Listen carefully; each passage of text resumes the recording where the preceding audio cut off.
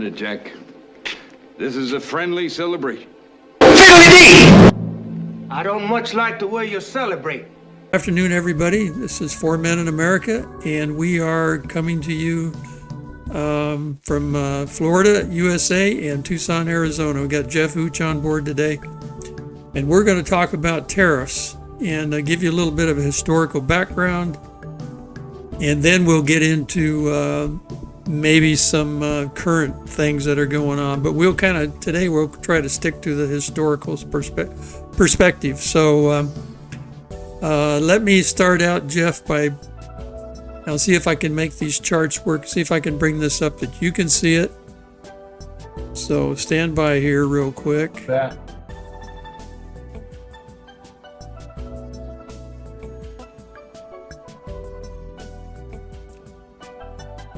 Okay, can you see that? I can, yeah. Okay. This has the history of tariffs from the 1890s. And if there's anything earlier in that, let the audience know. And then it goes on down, and it shows you the by year. It shows you through the years up into current times what the tariff rates were before and after, and it's kind of interesting. So it begins in 1890, which was the McKinley Tariff, right? Correct. Yeah, what is called is the McKinley Tariff, but Yeah. he also had that was before he was president. Right, he was a congressman then. He also had tariffs when he was president. And there's a lot of details that we can get in there. So we'll just see how far you want to get into the weeds. Also. Okay, well, yeah, let's kind of dig into it here and see. How about the history before the 1890s? Where were we at then? Well, we kind of reviewed it in a prior, but we have to remember there was no individual income tax, Right. Until later. The 16th Amendment, being able to have individual income taxes in the country. Now, there were individual income taxes that could have been considered unconstitutional during the Lincoln administration. Okay. But, they did have some income taxes there that I believe that the Supreme Court in later years said were, unconstitutional, or at least semi-unconstitutional. Before that, the federal government raised most of its money, if not all of its money, off of tariffs, import and export taxes, excise taxes, however you want to call it. And if any of our listeners want to look at the Constitution, Congress is responsible for that in Article 1, Section 8. And it is in the very first paragraph, and this is where most of the powers given to Congress are given, and depending on how you read it, about 28 different powers. But the very first one, the Congress shall have power to lay and collect taxes, duties, imposts, and excises, to pay the debts and provide for the common defense and general welfare of the United States. But all duties, imposts, and excises shall be uniform throughout the United States. Now, one would think that sentence, the first sentence of Article 1, Section 8, would not be very controversial, but we will see in American history that it's been extremely controversial in many aspects of that really one run-on sentence. So the fact that Congress has the power to lay and collect taxes, duties, imposts, and excises is well known, but the argument has become lately, what powers does the executive have?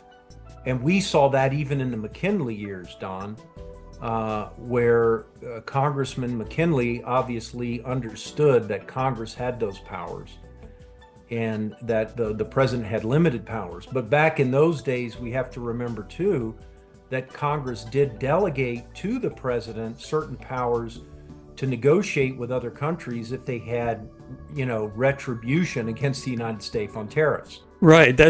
I noticed that there was I found a little article about, you'll see on the graph, 1930, the Smoot is it Smoot-Hawley Act? Yeah. And it said that they granted the president some negotiating powers in this article. And my question is, has that gone away? Is that null and void now? Did another law take its place, or does the president still have the ability to negotiate?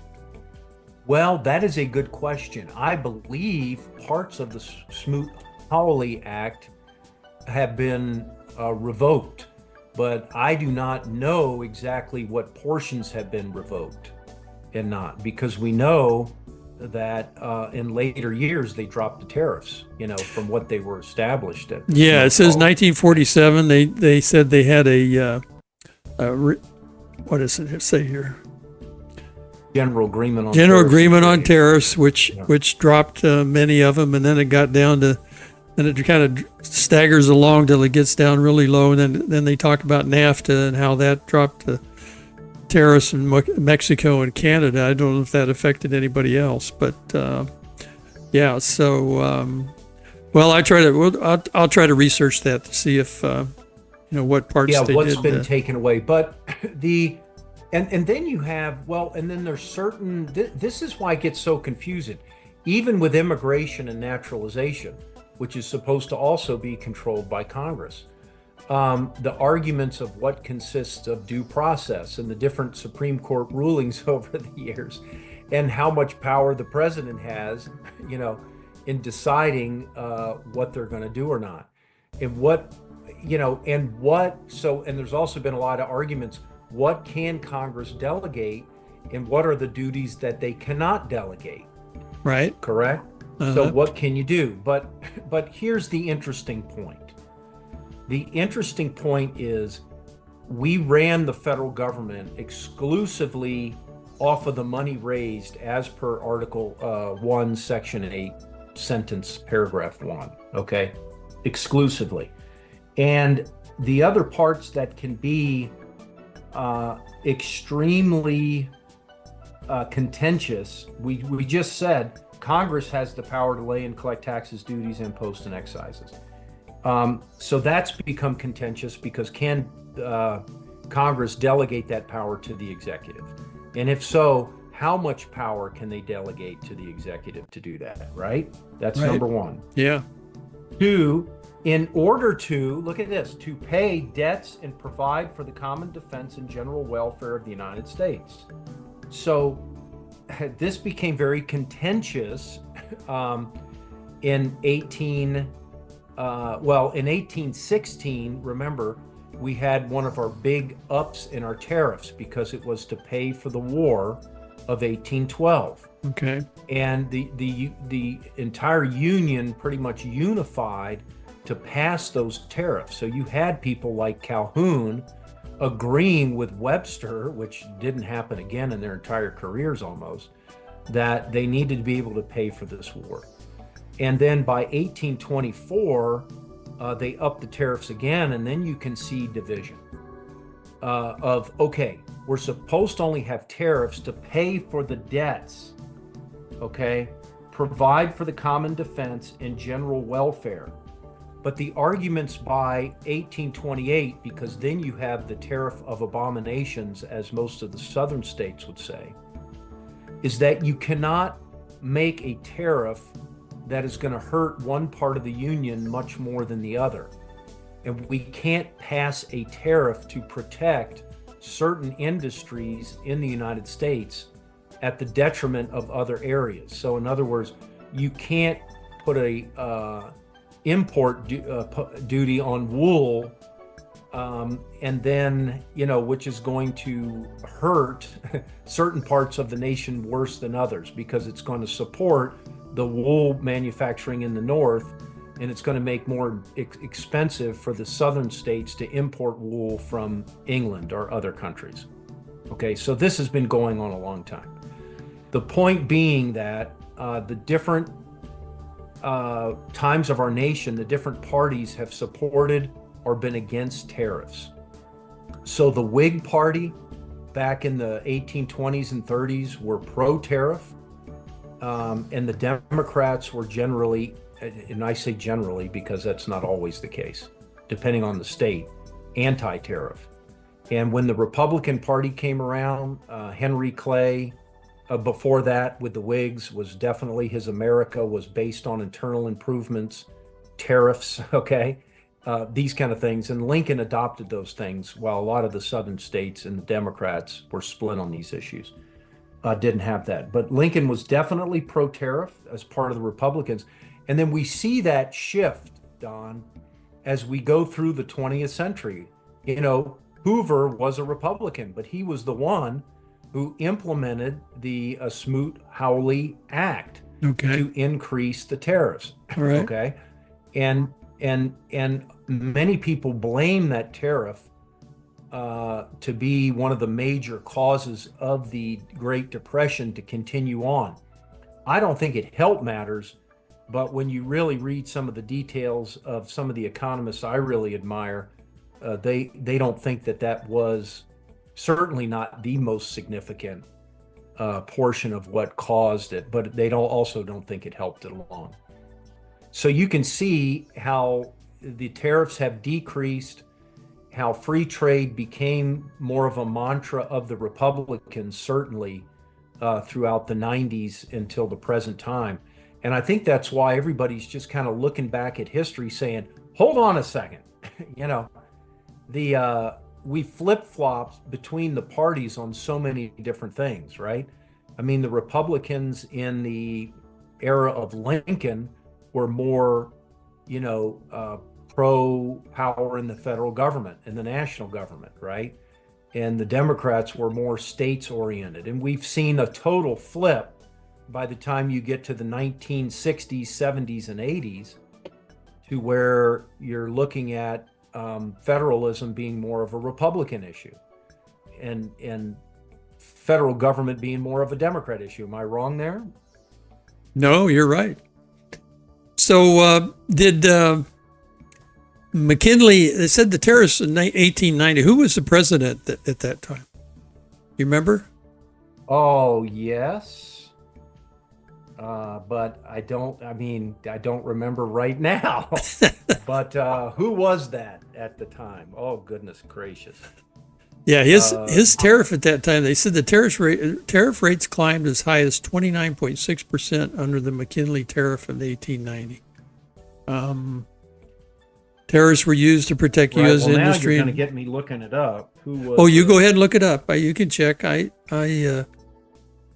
said that the income tax did not exist at that time. Then it said, then here's another act. During the 1920s. Well, Grover Cleveland was the one after that because the American people didn't like those tariffs too much. Yeah. And then Teddy came along pretty soon after that, right? Well, after McKinley, yeah. Yeah.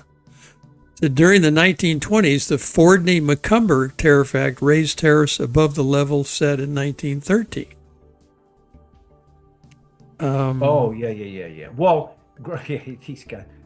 Benjamin Harrison. Okay. Yeah. So Grover Cleveland served twice. He's the only other president to serve a term, lose a term, and then serve another term. Yeah. And I'm actually a big fan of Grover Cleveland. Oh, okay. He was a Democrat that really did not let the power go to his head. Did he run as a Democrat twice?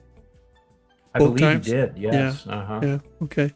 Benjamin Harrison was the 23rd president of the United States. But, I think one of the things that we have to remember, I think Grover Cleveland got elected twice, in part, Don, because of those tariffs. Yeah.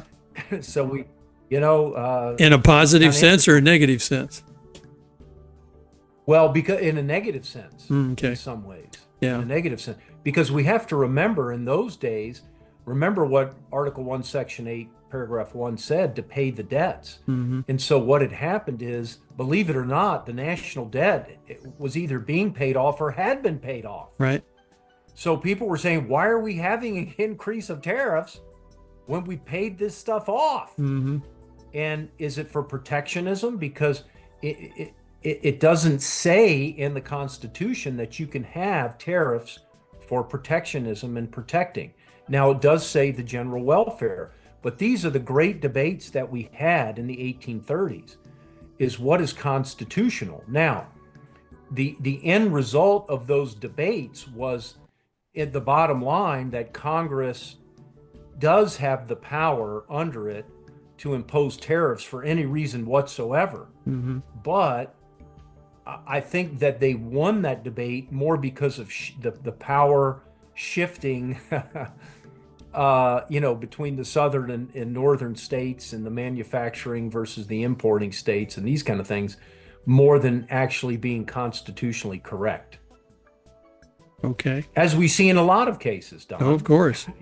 Power matters, and who's important. So I think it's really good to understand what happened back then in the 1890s, and Benjamin Harrison came in, and then Grover Cleveland won again because the people wanted him back. And some of it, I'm fairly certain that was due to the tariff issues. Okay. So then along came Teddy Roosevelt, who I don't know exactly. I don't know. He's not connected in any way in tariff history that I can see, but no, I do think he was, McKinley. I don't think he was too far off on the tariff issues back then. Yeah. Did they pro McKinley and what he wanted him to do? Did they do anything with tariffs because of World War I? That is a good question, Don. That is a question I don't know the answer to. They hadn't enacted income taxes yet, had they? Well, in the middle of World War I, that's when they passed the 16th Amendment. So that must have been. Yeah. That must have been when they realized they were going to need more. They were going to need more funds to at least to support the military, right? Yeah, the 16th Amendment. It's ratified before World War I, February 3rd, 1913. Okay.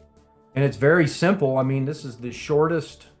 The 15th Amendment is almost as short, but the Congress shall have power to lay and collect taxes on incomes from whatever source derived, without apportionment among the several states, and without regard to any census or enumeration.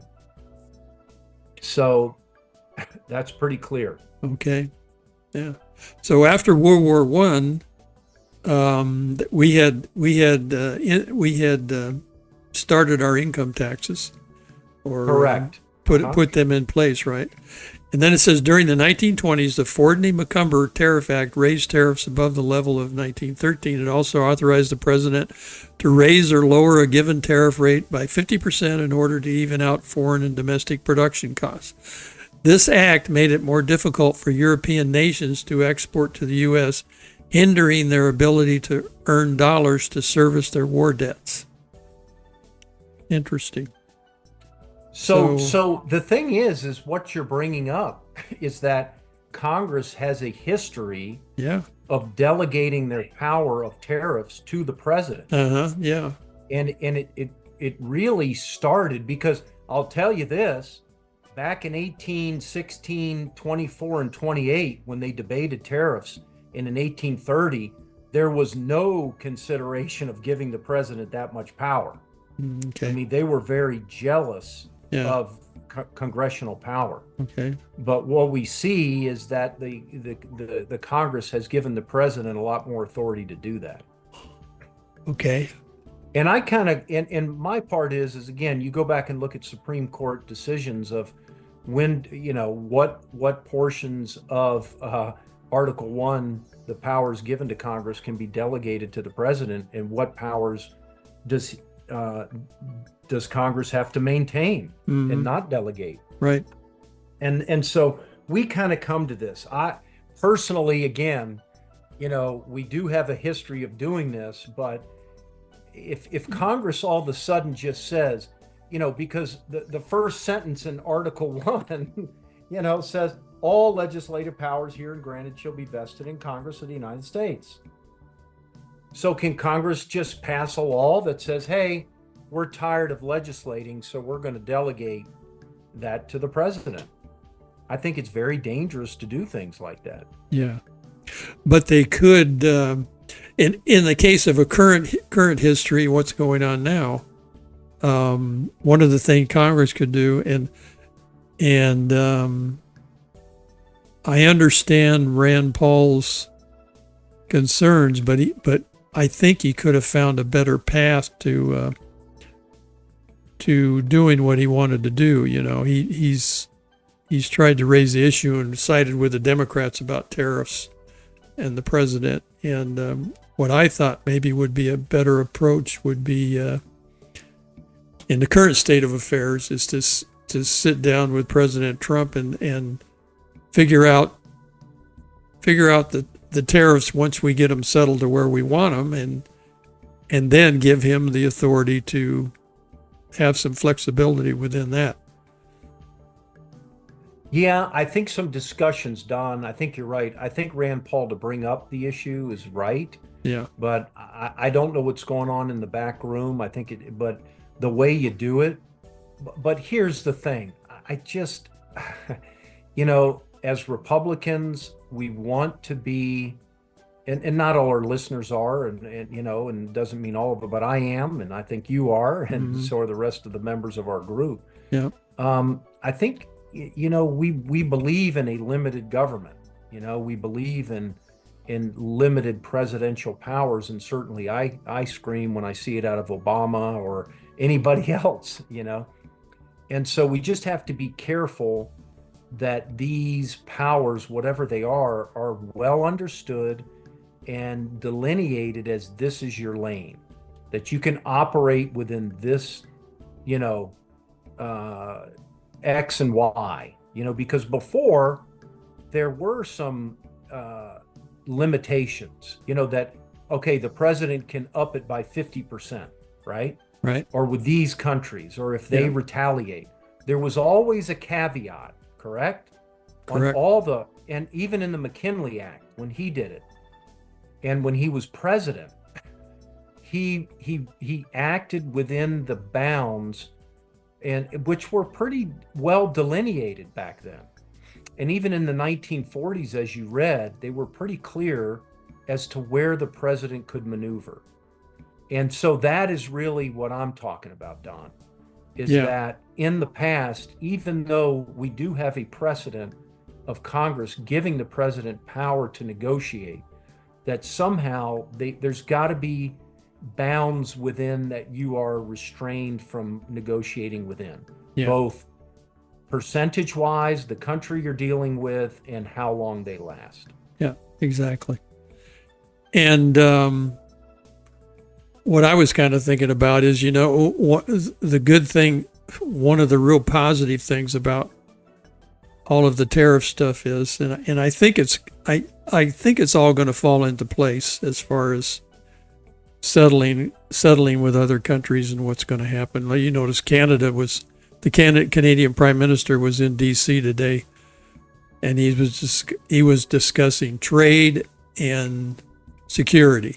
Okay, so he's come to the table now with Trump after all the talking that went on before that, and from Canada they portrayed that they were pretty upset before the election. I think that had to do a little bit with trying to get their voters excited and sure. No, they definitely amplified the message. Yeah.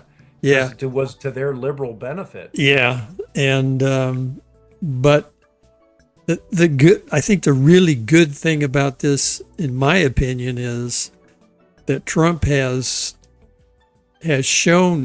told Congress, listen, you guys have spent us into a $36 trillion debt, right?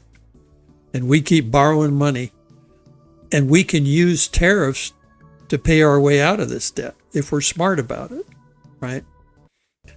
And so he's got the hornet's nest stirred up now, and they're going to have to decide now. Congress has got to decide how they're going to jump on board with this. Now, maybe they're waiting to get this big, beautiful bill passed before they take on something like tariffs. Because they just got around to passing the Gulf of America. So it's not like they're rushing to do things. That's funny. Yeah.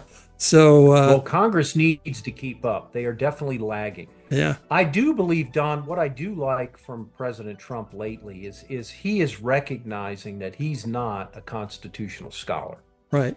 Yeah. So he's not intentionally trying, in my opinion, I could be wrong. He's not intentionally trying to exceed what his authority is under the Constitution. And I think we've seen that lately because he has deferred to the court's opinions on things that maybe he shouldn't have, like more pushed back. But right now, I don't know, maybe I'm wrong on this, but right now I like to see that attitude. And because I think it's going to be to the detriment of the judicial branch, because people more and more are going to start to have eyes on the judiciary. And rather than saying that Trump is exceeding his powers, the eyes are going to come back on the Supreme Court and the lower court saying, okay, we need the Speaker of the House to start to rein them in. And this is a great educational opportunity for Americans and for our legislative branch to step up. Outside of COVID, which, the legislatures in the states and the governors had great opportunities to teach American civics real time, and they all failed miserably. This is probably the second greatest opportunity for us to learn about the real powers of the legislative branch, because it's all over the place. It has to do with immigration laws. It has to do with reining in the courts and clarifying what due process illegals should have. Naturalization is within the legislative branch purview. That's right. The powers of the lesser courts are within the legislative branch. And they gave that power to the immigration courts, not.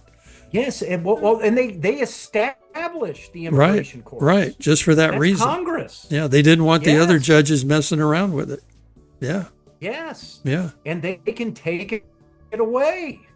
They can determine, and look, yes, it does say in the 14th Amendment, in the Fifth Amendment, that there is to be due process to people, not citizens, but people within the United States. But it doesn't say that citizens and people within the United States get the same due process. Right. Okay. Yeah. And we have precedents and laws on the books that absolutely say that you don't get the same due process as an American citizen. That's right. And just come into any customs office, you don't have the same rights to your private property, even if you are an American citizen coming into the States. Yeah. In effect, they can strip search you. Sure. I mean, they can they can go into your computer. They don't need a warrant. There's things, but what a great time to educate the people, Don. Yeah. From all branches. So the point of me saying this is Trump is willing to be educated on this. Yeah. And his advisors really need to educate him on this. And instead of just throwing spaghetti against the wall, let's take the time to educate the American people. And the executive branch should be standing up saying, look, I'm the one driving the boat on these things, and it shouldn't be me. Yeah, the legislative branch needs to step up. Yeah. Yeah, I don't know if you heard today, the Colombian student, the guy from Syria that supports Hamas, that was protesting at Columbia University that they arrested. Right. Yeah. They finally got him in front of an immigration court, right? I did not hear. Yeah, and the immigration court said, you're out of here. Okay. Oh, that is great. Yeah, so they finally figured out in that whole, bunch of lawfare that went on that, hey, those judges that originally raised the issue of keeping him wanted to keep him in the country, and his wife was pleading to him, they didn't have jurisdiction. And so they got him in front of an immigration court, and the immigration judge listened to his case and said, no, you're going to be deported. So that's, it's going to be a little bit, I've been frustrated and wanted this whole thing to go faster too, but obviously it's going to be a little bit excruciating to do this. Also today, the Supreme Court upheld Trump's EO on transgenders in the military. Okay. Yes. So there will not be transgenders in the military. Oh yeah, of course. Yeah. Yeah. as they should. But here's another point in case. We need to follow, even though he is the commander in chief, okay? The next commander in chief, if he or she happens to be a Democrat, could reverse that with a signature. Yeah. And this needs to be followed up with legislation. Right. And I think that we could get at least 10 Democrats in the Senate, so there's not a filibuster on this to make it pass. Yeah. I think you could. Yeah, I think you could too. Yeah. Yeah, I think you could too. So, there are some encouraging signs, but there are many other immigration cases right now that are being stalled, and the Supreme Court's got to step up now and get things going. Like the MS-13 guy he went in front of two different immigration judges. One of them was an appeal, and they both said, "You're out of here," and they deported him. And now they're trying to argue to keep him in the country, and they're all running down to South America. Yeah, no, it's just crazy. I mean, they followed the process, the right process, and he got due process when he was initially deported by both the first immigration judge and the one he appealed to. So they both said, no, you are an MS-13 gang member and you're going back to El Salvador. So, initially he argued that he would be harmed if he went back there, but they said that's all kind of gone away. And then once they declared him a terrorist, they got him out of here. So anyway, Congress is so important here in getting these things going and getting their act together now, and they've really got to get organized. I heard today there was some kind of committee snafu for this big beautiful bill, and they didn't have, somebody complained they didn't have all the information they need or something, so they're in another week's delay getting that going. So they've just got to get their act together. I don't know. Yeah, they do, because they should be driving the ship. Yeah, it's like herding cats. Really hurting. It's herding cats, right? It is. You remember the old commercial that they broke during the Super Bowl of the guys herding the cats? The guys on horses. I didn't see that. Oh yeah, they had cats running everywhere, and the cowboys were trying to rope them and chase. It was a beer commercial, but it was really good. So classic. Well, here's a couple things before we end. Sure. I think it really is worth our time to deeply think about tariffs in general. Yeah. Okay.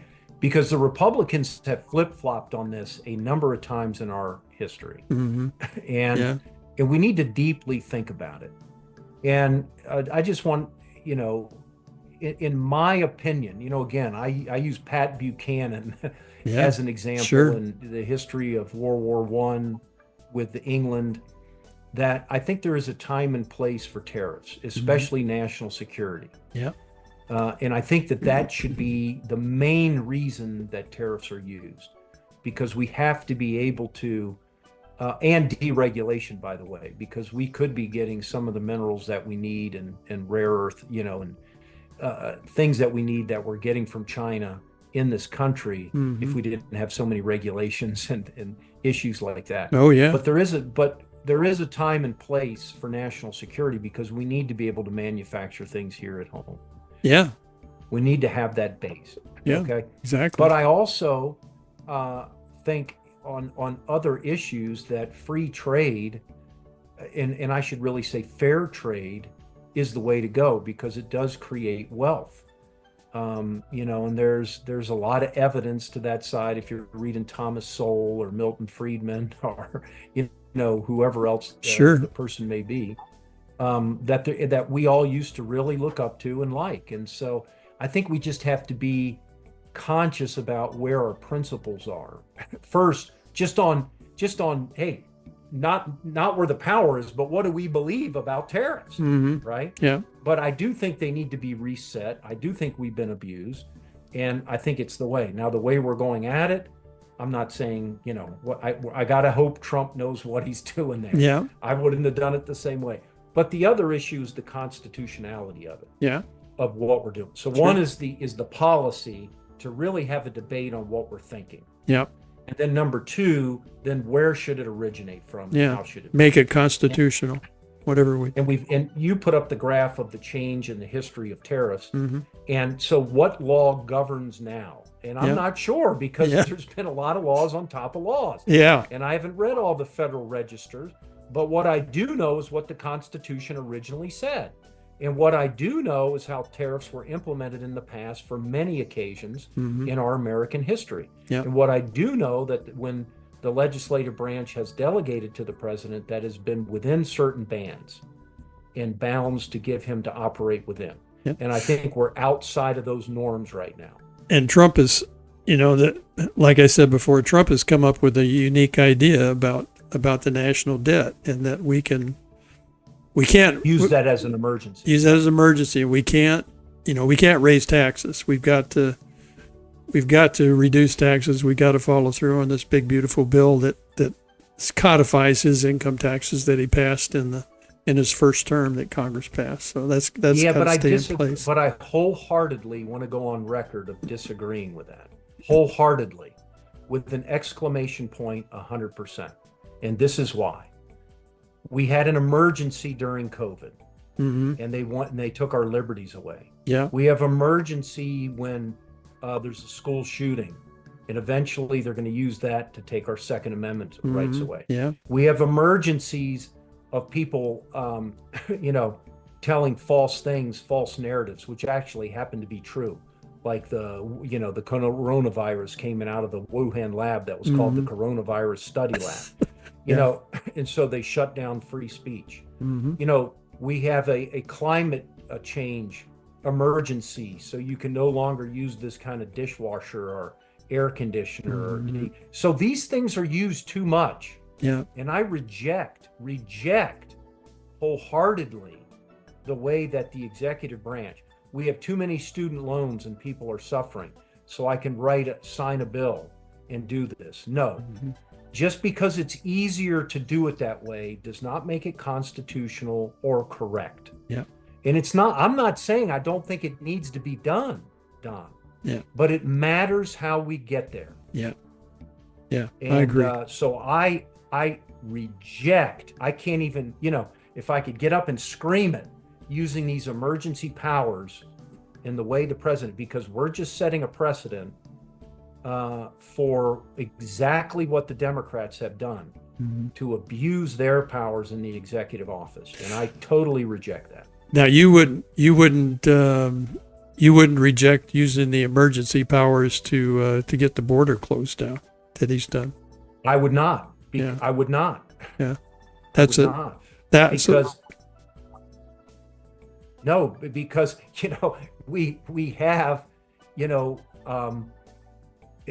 we have 100,000 people dying every year. We are in effect, we are at war.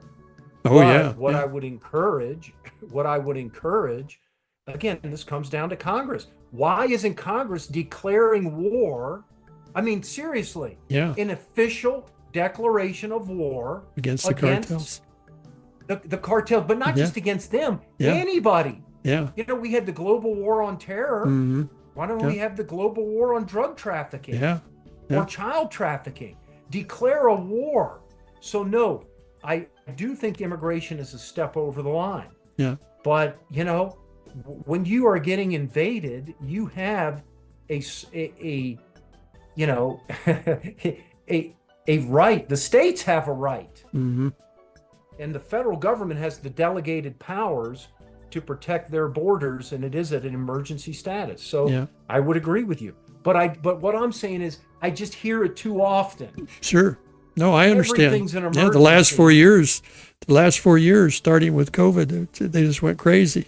Yeah. Yeah. So it's kind of like racism. Everybody's racist. Yeah. Use racist. And are there racists? Yes. Yeah. But when you use it too often, it becomes meaningless. Yeah.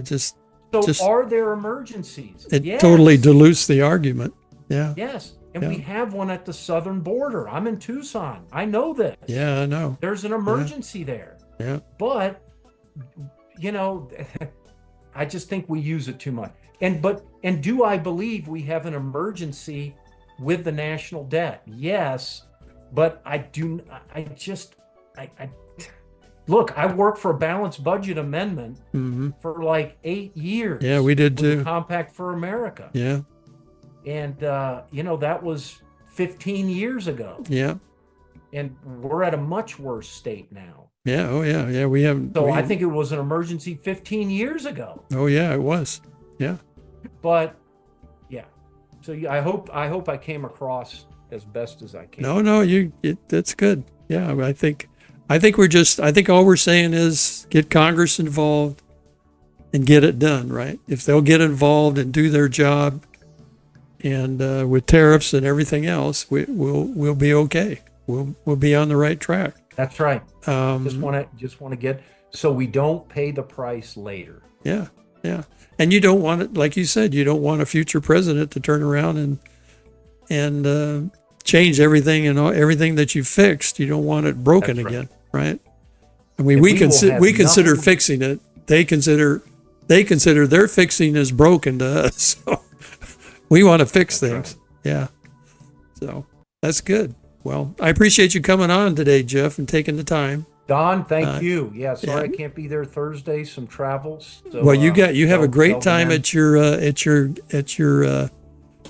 shindig. I'll call it a shindig. Yeah. And hope you get to see a lot of people. I hope Admiral McRaven's there, and maybe you'll get to meet him. I don't know, but I know the co-founder of Palantir is going to be there. Admiral Pybus will be there. So there's a lot of big naval special warfare personnel that'll be. It's like 1,200 people. Yeah, oh wow! So okay, where are they going to have it? By the way, you know? New York City. Yeah, but you don't know you don't know the venue yet.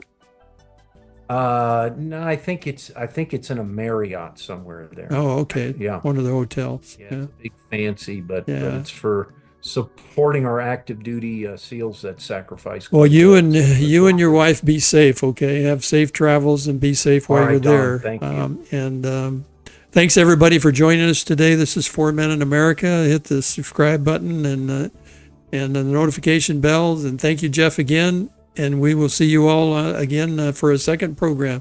We have a part 2 coming up that we'll talk a little more about tariffs. And we'll see you later. Thanks, Jeff.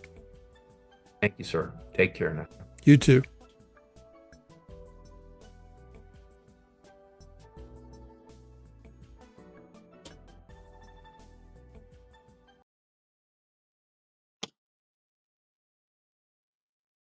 If you want to change the world, start off by making your bed. If you make your bed every morning, you will have accomplished the first task of the day. It will give you a small sense of pride, and it will encourage you to do another task, and another, and another. And by the end of the day, that one task completed will have turned into many tasks completed. Making your bed will also reinforce the fact that the little things in life matter. If you can't do the little things right, you'll never be able to do the big things right. And if by chance you have a miserable day, you will come home to a bed that is made, that you made. And a made bed gives you encouragement that tomorrow will be better.